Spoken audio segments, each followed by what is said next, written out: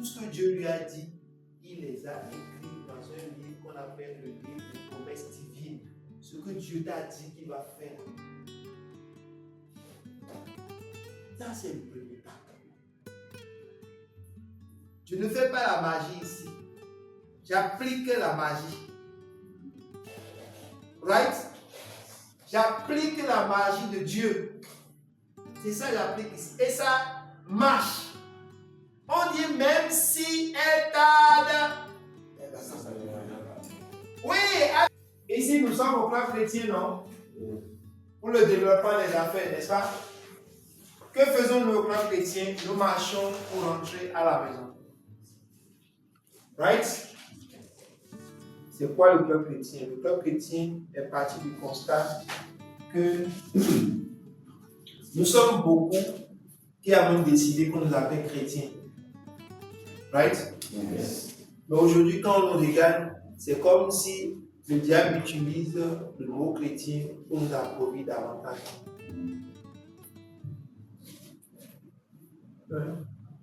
C'est l'impression que ça fait. Mais quand tu regardes dans la parole, ce n'est pas ça. Je ne veux pas le dire contre un pasteur, mais je dis ceci. Écoute-moi bien. Que fait encore un malade à l'hôpital? Et quand il est guéri, il fait quoi encore à l'hôpital? Il rentre dans. Si les pasteurs disaient à tout le monde ce que Dieu leur fait et que c'est déjà bien, toutes les églises vont se vider. Il n'y aura plus personne dans l'église. Parce que jusqu'à aujourd'hui, nous considérons l'église comme le parc pour les malades. C'est pour ça qu'on s'assure pour nous rendre malades.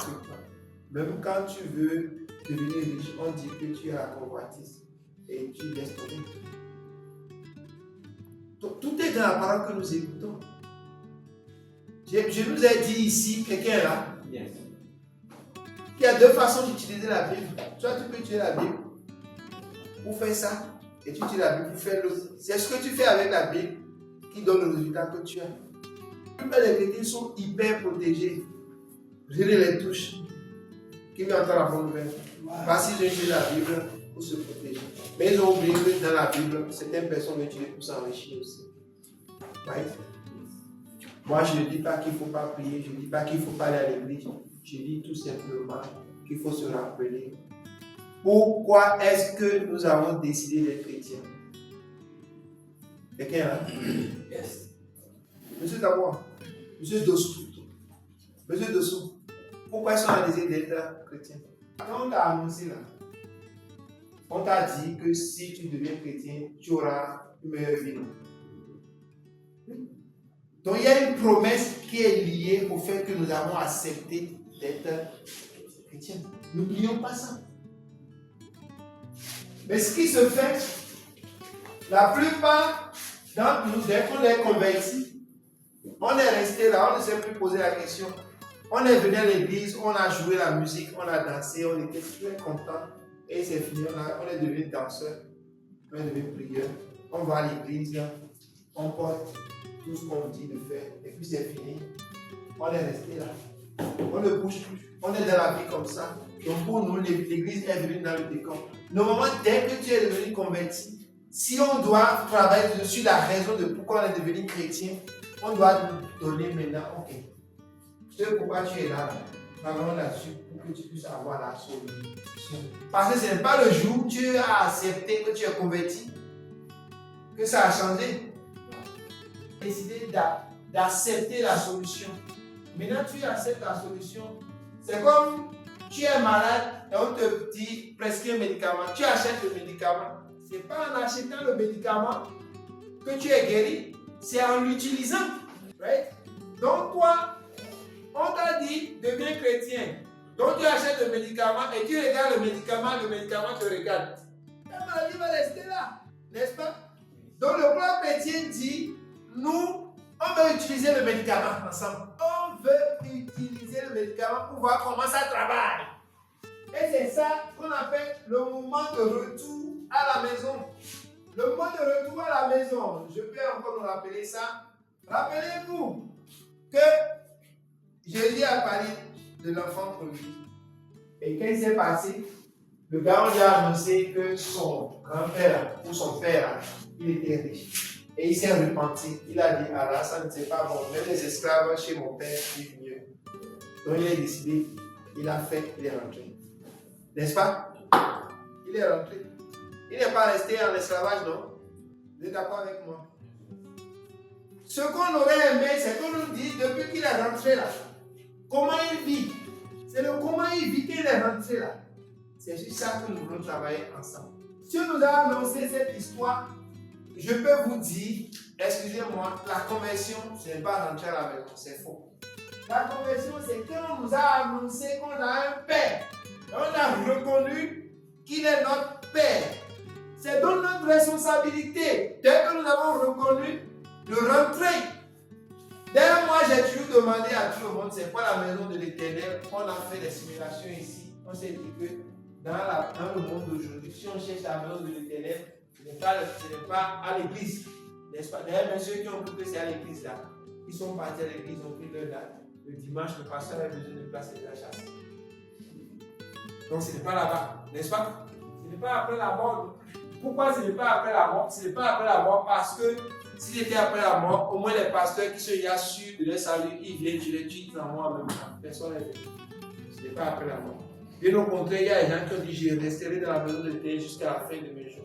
Donc, la maison de l'Éternel, on reste jusqu'à la fin de nos jours là. C'est ça qu'on cherche maintenant. Mais c'est où? Quelqu'un là. Comme on ne sait pas, on s'est dit, la meilleure façon pour nous de savoir, on va alors dire, comment ce serait si on vivait dans la maison de l'Éternel? Il y a deux choses qu'il faut que je rappelle toujours. Quelqu'un là qui montre vraiment qu'on est dans la maison de l'Éternel. Et quand je vous dirai, vous allez vous rendre compte qu'il y a des gens qui vivent vraiment dans la maison de l'Éternel. Quelqu'un qui est là. Première chose, si tu es dans la maison de l'Éternel, vraiment comme il est riche, tu n'as plus besoin de travailler pour manger. Question. Pour combien de jours tu peux arrêter de travailler maintenant et continuer par manger? Deuxième chose, si tu es dans la maison de l'Éternel, tu seras en train de louer Dieu tout le temps, n'est-ce pas? Tu seras en train de faire ta mission de vie tout le temps, non? Prêcher l'évangile tout le temps, non? Si tu ne fais pas ces deux choses-là, tu n'es pas encore dans la maison de l'Éternel. Quelqu'un est là?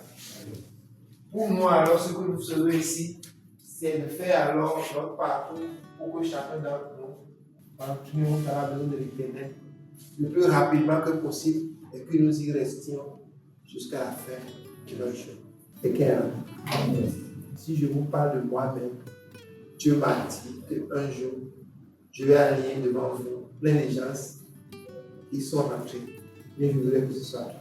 Tu ne discutes pas avec le fait que tu es enfant de Dieu. Mais il y a des enfants de Dieu qui sont dehors. Ouais, je voudrais que tu en fasses. Tu fasses partie de ceux qui sont rentrés. Tu ne discutes pas avec toi le fait que tu es chrétien. Je voudrais que le fait que tu es chrétien te soit vraiment utile. Ce ne soit pas seulement des mots, ce soit aussi du fait que tu auras même plus de joie d'aller à l'église si tu atteins cette étape. Quelqu'un là? Yes. Il y a un grand homme de Dieu qui un jour il s'est rendu compte que oui, il est chrétien, mais il n'était pas dans la maison. Pourquoi? Parce que son propriétaire est venu lui taper la maison pour encore que si vous ne payez pas mon loyer, je vous envoie. Et il s'est fâché, il dit qu'il est enfant de Dieu et que son père est propriétaire des terres. Aujourd'hui, il est l'un des plus grands propriétaires terriens dans le monde. Question. Pensez-vous que David Oye des ponts a encore besoin de travail pour manger jusqu'à la fin de sa vie? Quel jour il n'annonce pas la parole de Dieu? Il est à fond de l'homme. Et s'il a rempli les deux conditions, il travaille plus pour manger et il est dans sa mission de vie. Est-ce qu'il y a des enfants de Dieu dans ce monde-ci qui ont atteint ce niveau-là? Quelqu'un est là? Et si je te disais que ce n'est pas une question de milliard, c'est une question de choix de vie, que tout le monde qui prend la décision peut y arriver à cause de son petit travail. L'Éternel ne descend pas lui-même pour parler. Il a toujours utilisé un canal, pour ne pas dire un individu. Je voudrais que nous applaudissions aussi le serviteur, le canal que les serviteurs utilisent. Tout le monde n'est pas là. Amen. Amen. Mais nous sommes là. Je suis là, vous êtes là. C'est une aubaine, c'est une grâce, c'est un privilège. Et pour ce privilège que nous avons, nous nous nous applaudissions. Ce que le papa, notre mentor, Élie vient de montrer, est le fruit de quelque chose qui a démarré parce que j'ai commencé par venir ici. Je suis enseignant, je suis professeur d'anglais, je suis musicien, je suis artiste. Mais depuis que j'ai commencé à venir ici, l'idée d'entreprendre a commencé à bouillonner en moi. J'avais déjà commencé, comme j'ai l'habitude de le dire, avec des savons, la production des savons, en tout cas, des savons cosmétiques. Voilà. Et il y a un moment, parce que j'ai commencé un cours, j'ai dû arrêter ce que je ne devrais pas faire. Parce que je n'ai pas instruit, je n'ai pas enseigné. Mais depuis que j'ai commencé à venir ici, j'ai compris que je peux cumuler les cours, l'enseignement et les affaires. Yes!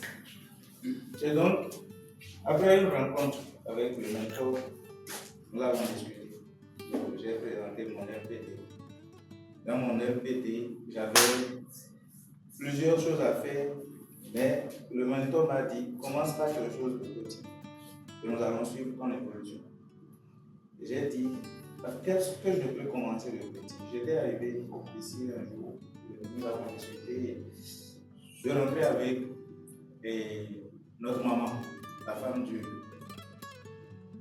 M. Eli. Nous étions dans le même véhicule. Quand elle m'a dit, alors tu peux commencer ceci. Quand je suis rentré à la maison, pour dire vrai, j'ai regardé ma femme. Je lui ai dit, qu'est-ce que tu penses qu'on peut faire? Quand je lui ai parlé du projet, elle m'a dit, tu es fidèle. Je savais qu'à ton retour, je te présenterai le même. Et j'ai dit, ça, nous allons commencer. Ce que je voulais, moi, commencer, c'était reprendre les cosmétiques.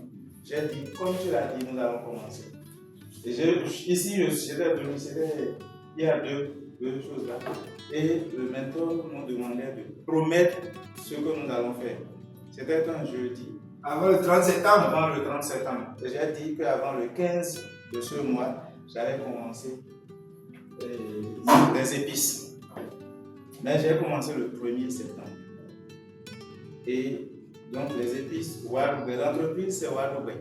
Wadoubé qui veut dire viens manger la vie, pas bien te réjouir, mais viens manger la vraie vie. C'est quand tu manges la vie que tu vis. Yes, mais bon philosophie. Il ne faut pas manger souillé, il ne faut pas manger sale. Il faut manger la vie pour vivre, il faut manger sain. Donc nous avons commencé avec les épices. Les épices, pour l'instant, nous avons les crevettes, nous avons le poisson, le doebi, fumé et écrasé, le moulu. Nous avons les assaisonnements, les épices, qui pour faire les assaisonnements, de bons assaisonnements. Nous avons les piments de table. En dehors de ça, le premier produit qui est sorti aujourd'hui, c'est les amuse-gueules. Donc voilà, là où nous en sommes pour l'instant.